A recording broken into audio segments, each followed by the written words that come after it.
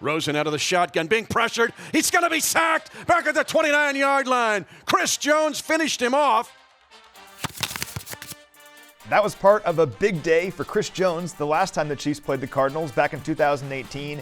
We don't see these guys very often, but it's our matchup this week as the Chiefs kick off another football season.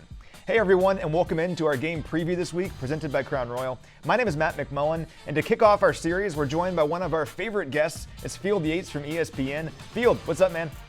Matt, good to talk to you again. Happy 2022 NFL season to you, and this is fun. We don't see the Arizona Cardinals and Chiefs play very often, so an interesting way to begin this upcoming season. Yeah, it's been a long time. We saw them in the preseason last year, but Kyler Murray only played like 5 snaps. It wasn't a real game. So we're getting the real Patrick Mahomes versus Kyler Murray matchup this time around to kick off the season.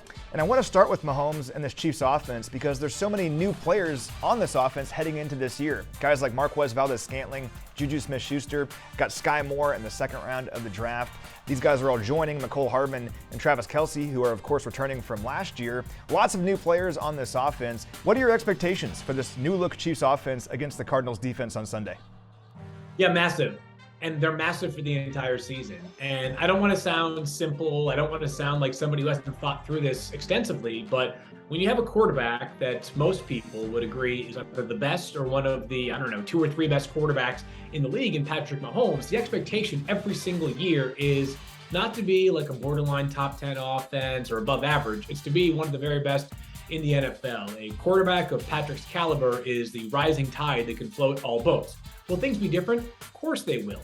And obviously Tyreek Hill, with his vertical speed, gave the Chiefs something each week that was an edge that really no other team had in the NFL. And beyond Tyreek's just straight line speed, the fact that he and Patrick had this unique chemistry and plays that looked like they were left for dead in the pocket turned out to be 75-yard gains because Patrick was able to break free from pressure and throw the football, sometimes no-look style, and still find Tyreek Hill. Like, obviously, that was a very successful pairing for a reason.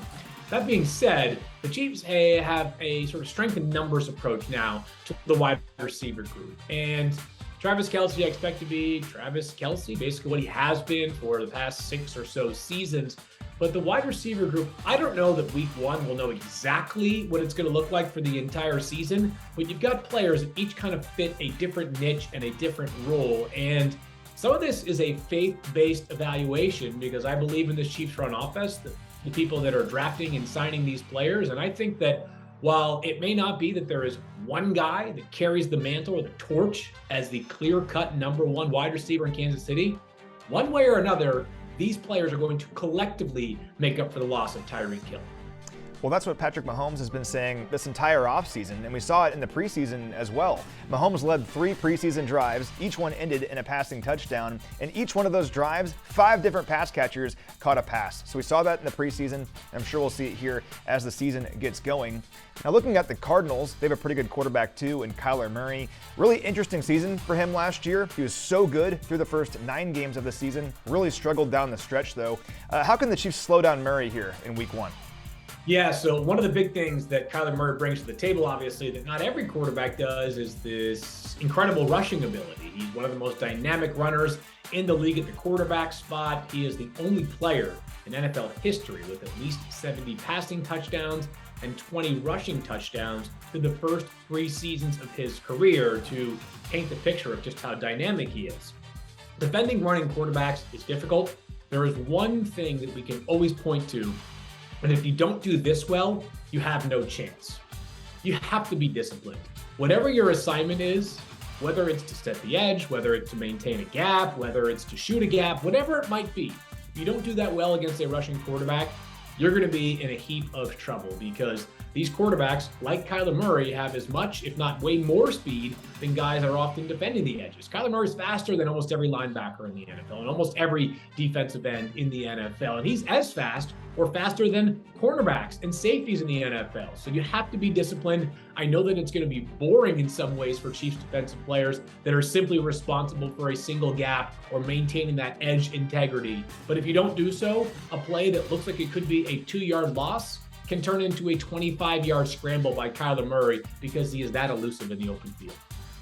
Yeah, he's a dynamic player. The good news is the Chiefs have been studying him for months now, and we know how good Coach Reid is when he has extra time to prepare for an opponent. He is 8-1 in season openers since he became the head coach of the Chiefs way back in 2013. He's won 7 straight, so hopefully let's make it 8 straight here against the Cardinals in the desert.